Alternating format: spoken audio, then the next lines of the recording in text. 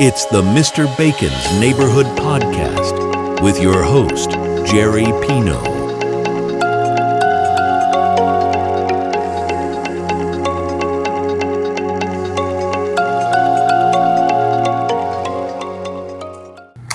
Hi, welcome to Mr. Bacon's Neighborhood.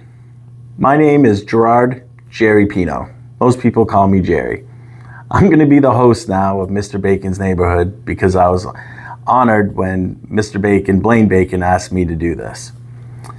The basis of what Blaine started this for was to kind of put us as first responders in the healthcare field to make us feel like we're normal when we're not really normal in today's world. It also helps people to connect and know that we don't sometimes talk about, well, nothing that I've ever done is scripted. You can ask anyone, and this won't be scripted either. So there'll be days where you want to come and give me a hug. There'll be days where we're probably going to not stop laughing. There'll be days where we might see Gerry cry, and then maybe we'll just shift right in the middle of something. I plan on bringing guests so that you could see other first responders, other healthcare professionals, and I've actually even put an invite out to my two kids. My son Trevor, who's 21, and my daughter Allie, who's going to be 18 soon. And both of them accepted, so that'll be a fun interview, so that they can tell you what it's like to grow up with a first responder dad. I think the biggest part about what I want to tell you is, well, who I am first. Because honestly, if you don't know who I am or have buy-in to what I've done or where I've been or an understanding, maybe you'll think it is scripted, but it's not. So, who's Gerry Pino? Well, Gerry Pino is a kid that grew up in Jay, Maine. Was born in 1977 in a snowstorm. That's the only time I've ever liked snow because that's the day they brought me here. As I've gotten older, my dad told me that I was probably born to the wrong family on the wrong hemisphere. Never really been fond of the cold or the snow. Like today, me and Dan, the cameraman, were supposed to be down on the riverbank and have the nice winter breeze and the look of the water, but it's snowing and it ruined it. So thankfully, we called Chief Groder of the Augusta Fire Department, somebody who I've known throughout my whole career due to training. He has a great bunch of guys and girls up here in Augusta that opened up their arms on a second's notice so that we could be inside out of the snow where it's warm. And that's kind of the cool part. What we'll do in these talks is the people we met, how we met them, and where we all are now today. I think that's the interesting part about it. I think that's actually why I always will tell people, people say, why do I always tell people I'm a king? And I say, well, it's not the money. It's because of the enriched life I've got to lead for a kid from Jay. Like I said, I was born in Farmington, brought home to Jay, grew up on 12 Pino Street, went to Jay Elementary, Jay High School. We had the big rivalry of the Andes and the Jay Tigers, and well, that's all gone now, and they're the Spruce Mountain, one school. And then I went to college. That didn't work out. Tried the Navy. That didn't work out. Came back home, worked a little bit. Then I went to college. Then I got married. Then I had a son. Then I went to college. Then I got divorced. Then I had my daughter while we were getting divorced almost. And then I went back to college when the kids were little. But everything in my life that's always changed, one thing's always been consistent. I've always had a fire helmet. That's the kind of the part that I've never really understood. It's always been the most stable part of my life, and it's probably the most unstable thing to do in the world. I once saw online on a podcast, they said they did a study across the country, and the most stressful job in the United States at the time was the president. And the second most stressful job was being a firefighter.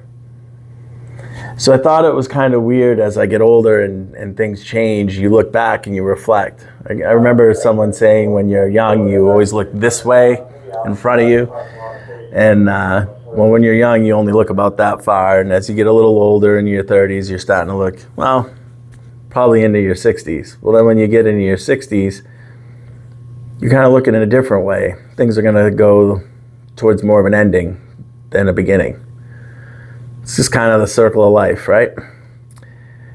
So how is it that the only stable thing in my life was a fire hat? I don't have a real good answer for you. I just know that every time that I've been around the fire department or fire service, I've always been able to become a part of the group where I'm at, understand the needs, the goals, and somehow make an impact. Impacts are kind of funny because some people gauge impacts on how big something is. I don't think that's a real good job, because just because something's big doesn't mean it was great or it was good. Sometimes something really, really small means way more, which makes it greater. So I guess in a nutshell, who's Gerry Pino? I guess maybe that's what I'm trying to learn through this whole process that I call my life. And sharing my experiences might help all of us realize that we're all always trying to figure out who we were, who we are, and who we want to be. And I guess in the end, we'll all go back to the same thing. Well, we are who we are, right? But we'll see. So through this, though, I want to talk about first responders and how we interact with each other, the things we've seen in the past, how they've come to the future.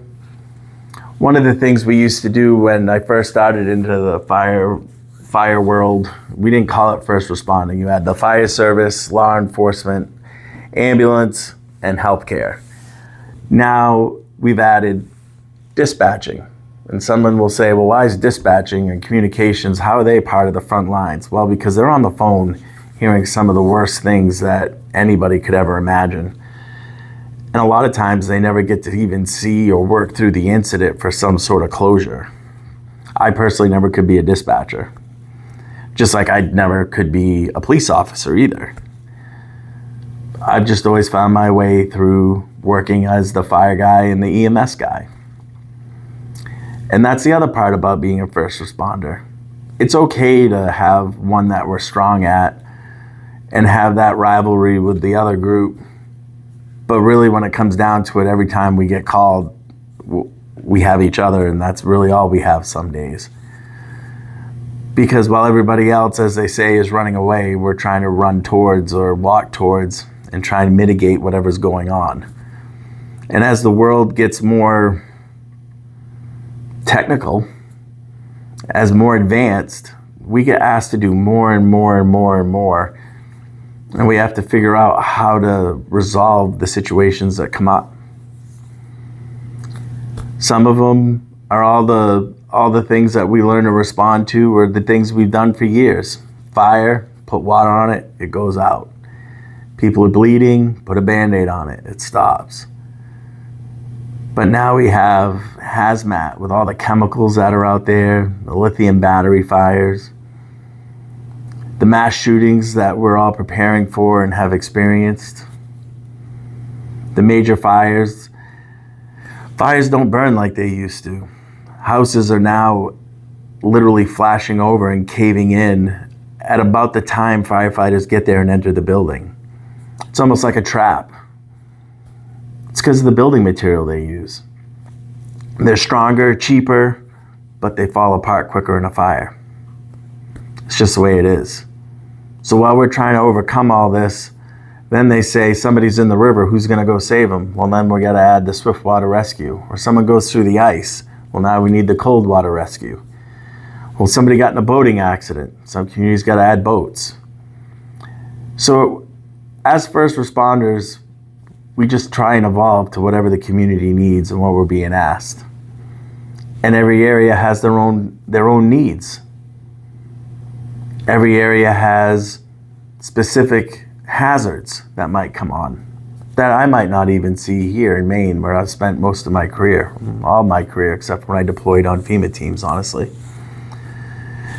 So that's kind of where we go with first responding. There's really no one one answer to what we do. Sometimes it's literally just listen to what it's said after the dispatcher puts out the tone, and you answer the radio, and then you have to figure out how to mitigate, how to protect property and protect life. And obviously life comes first. I think me and Dan talked earlier today, we're going to kind of do this in chapters, because there's going to be some things I want to talk about that are going to be funny, and I want to have a fun backdrop to that. There are going to be things that are serious, and I want to have a serious tone to that. So as we move forward through this and as we take this trip, give me a call if you have anything you want to hear about or want to be a part of this. I've already asked a few friends along with my kids and said, what do you guys think? Who else should I invite? And I got quite a list. So I think it'll be pretty interesting as we go. But like I said, when you have friends like firefighters, police officers, communications experts, healthcare, they're kind of like our second family too. Just like today when we needed to get out of the cold, I just picked up the phone and boom, boom, boom, here we are. That's kind of how we all roll. We don't actually necessarily like everybody, but we love each other in the end. Maybe that's why I've always had a fire helmet. Because when I'm not with my family, I've never really been at work either. I'm just providing a service to a community with my extended family. And everybody will tell you that there's bad days, but there's some really great days. Like, I remember a day when I worked in Westbrook, and one thing you'll learn about me is I've worked in a few different services, a few different departments. We were just getting coffee from my captain, Captain Shepard. He's very hard-nosed, good fireman, but he loved the fruitiest coffee you've ever seen. I couldn't even remember how many creams and sugars. So we go and get his coffee, and this lady comes running up to the fire truck, and she was a little bit frantic, and she said there was a turtle that was going to get run over. And we're in downtown Westbrook, and for those of you that don't know, there is a river on the other side of Main Street. So he kind of looked at me, and I went, I'll go over and look. So I said, show me the turtle, ma'am. Well, yeah, there was a turtle. It was about this big around. It was a snapping turtle. And it was in the middle of the parking lot. And it was going to have to go through 4 lanes of traffic, then down the back of Main Street and get into the water. So I picked up the turtle, and we got it to the river. Well, to the people that day, that was the best thing that could happen. And when you can help people out like that, there's a natural high that goes with that. So it's not, like I said, always about running into burning buildings or saving somebody's life. It's just about making somebody's day better, or animal's day better. So I guess that's pretty much what we're going to go through here on Mr. Bacon's Neighborhood, to honor Blaine and make sure that everybody out there feels like they have somebody they can talk to that's been through similar stuff. And like I said, I'm not going to pull any punches and hide, and nothing's going to be scripted. We're just going to go through it. We're going to talk about it. We're going to talk about suicide. We're going to talk about retirement. We're going to talk about divorce. We're going to talk about breakups. It's all negative stuff, but it happens. And it happens because of our job. Not because I'm Gerry and I'm telling you this, or it's all happened to me. It's because it's statistically proven. It's studies. I guess that's why I don't understand why we don't talk about certain things. And I guess that's why I'm okay talking about it. It's not that it's uncomfortable, but it just makes the feels come out sometimes. But that's why it's also good to talk about all the good things first responders do. Because what a lot of people don't realize is nobody wants awards. But do you know what a thank you does, or a pointed finger, or a thumbs up? Or when you go by a bus stop and they're all out there like this and you get to pull the horn for the kids. Or you walk in and you identify that the patient who's sick really just lost a loved one, maybe on that day a year ago. So you make a pot of coffee and you put your truck in service and you just wait for the next call from their kitchen while you're having a cup of coffee with them, and you talk about their loved one they lost. Or you walk into a house and you see it's a single mom with 2 kids and she's just sick. And she's at the point where she needs a timeout. So you help clean the house, you play with the kids for a little bit, you run to the grocery store for her, and you give her that break that we all need as parents. Any parent in the room knows that day where you're ready to break. I think that's the part that we as first responders see. And I want you to know that everybody does it. And we don't look for thank yous. But towards the end of our career, we've seen so much and been through so much. My friend Dan Maselli, and I said this when I talked to Blaine last time, he's got a great line. We learn to forget things so we can move forward. The good and the bad, because there's just so much interaction. So we need to be reminded of the good to keep us going, recharge, empty out that tank a little bit so we can keep going. But what happens, I think, towards the end of our careers is we start to work less and we're trying to enjoy life, and a lot of those stories come back. I recently started working back in the city of Lewiston. Every time I drive down the street, there's an apartment building or a house or an intersection, a call comes up from my 12 years I spent at United Ambulance. It's crazy. It's been 2012 I left. So here I am in 2025, and when I drove by some places, I could smell the air that day, feel the wind, the temperature on my skin. I could hear what was going on, and I can remember that feeling. The feeling all of us first responders get while we call it assessing or taking everything in, analyzing, sizing up. It's amazing how we play these things back. And that's what we have to learn to live with, because it's going to happen all the time. And that's why it's okay to have a psychologist. It's okay to have a counselor. I have 3 right now. We'll talk about my battle with cancer. We'll talk about how not only did it bring us together, it's divided me too, because I have to be a different Gerry now.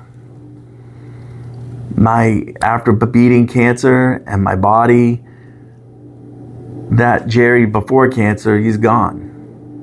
I'm going to keep the good things, I hope, but I have to learn to live with what I have now.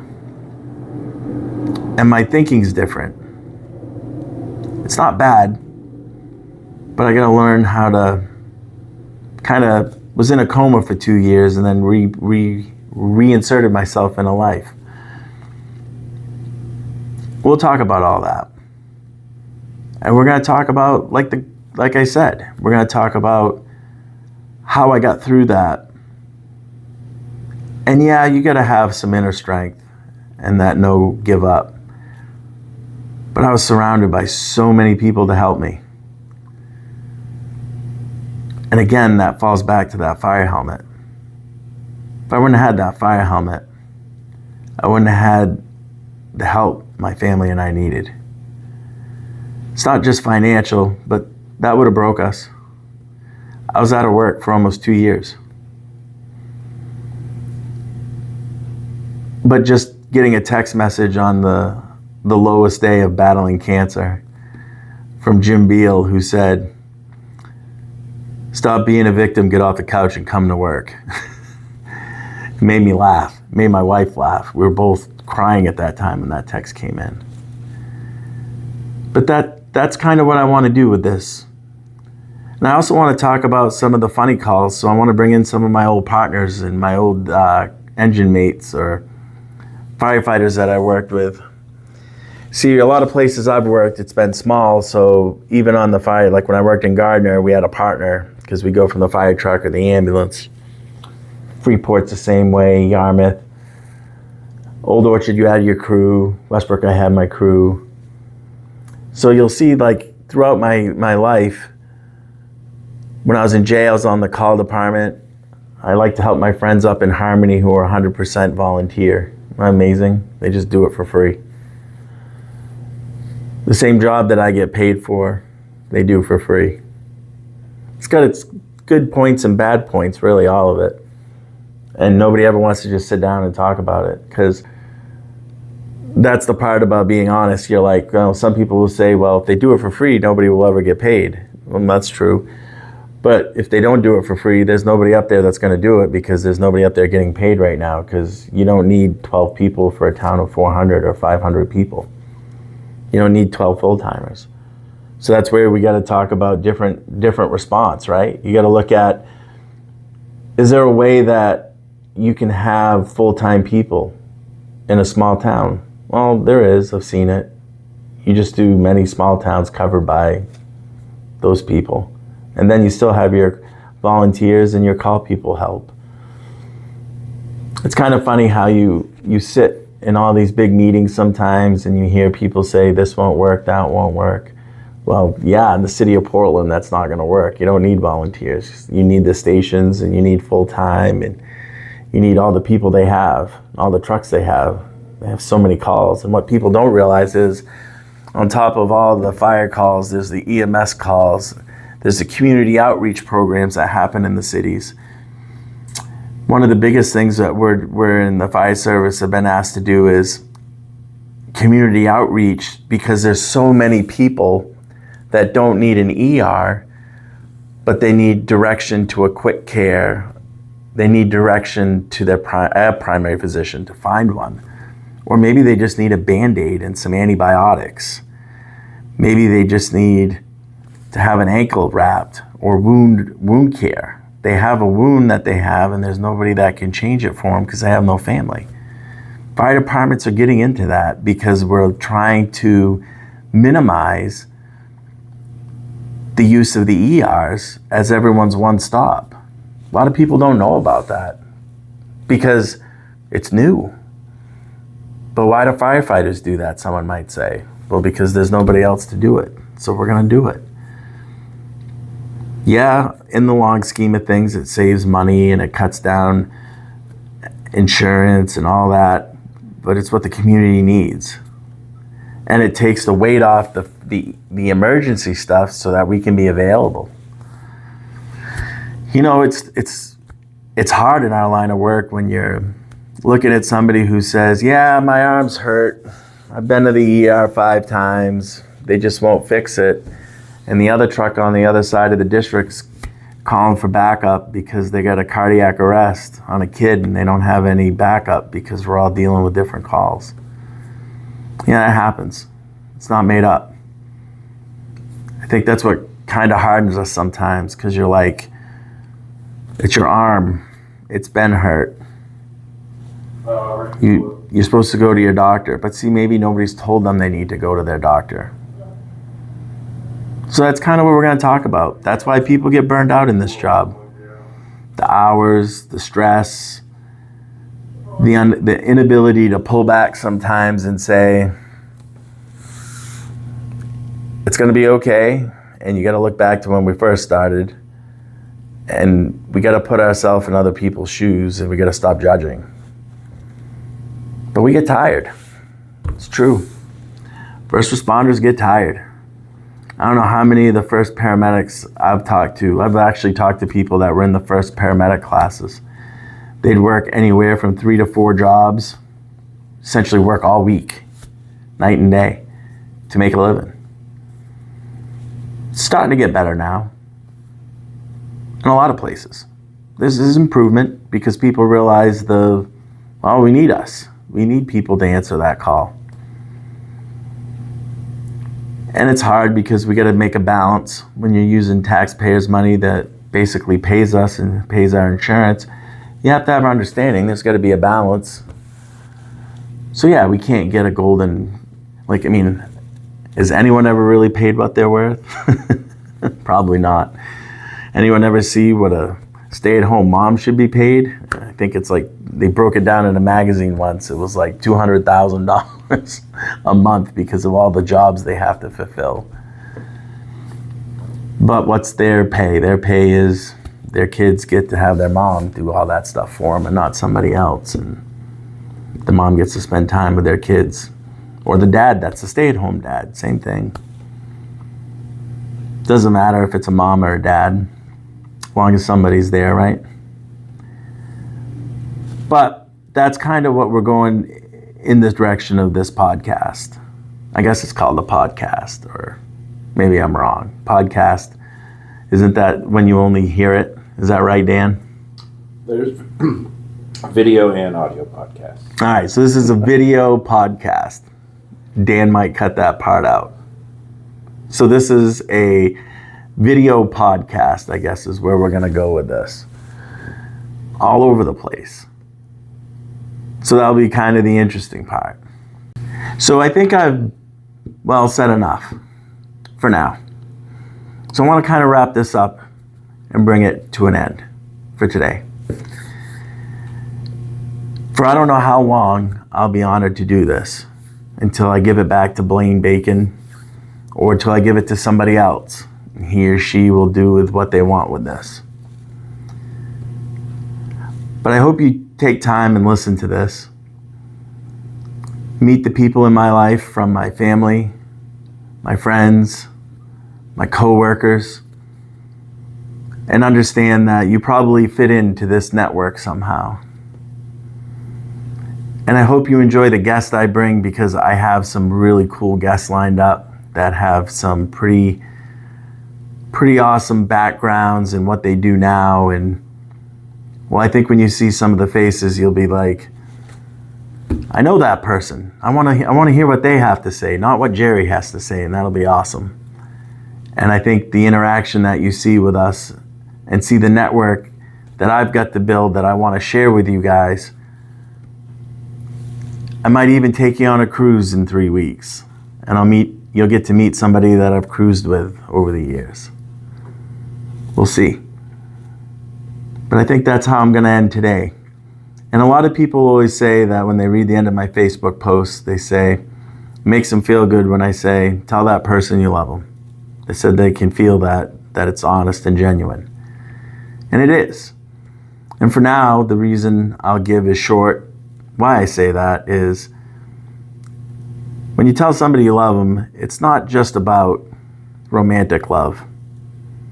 It can be anything from just the love of a human being loving another human being, that respect. The love of a friend, the love of a family member, the love of a pet, the love of a hobby. So when you tell somebody you love them, you're letting them know that they do mean something to you. And the way I look at it is, you might as well tell them you love them, because you do. So share it. Be honest with them. Because what if it's the last time you get to say it to them? At least that'd be the last thing they hear. I'll see you soon. Tell that person you love them.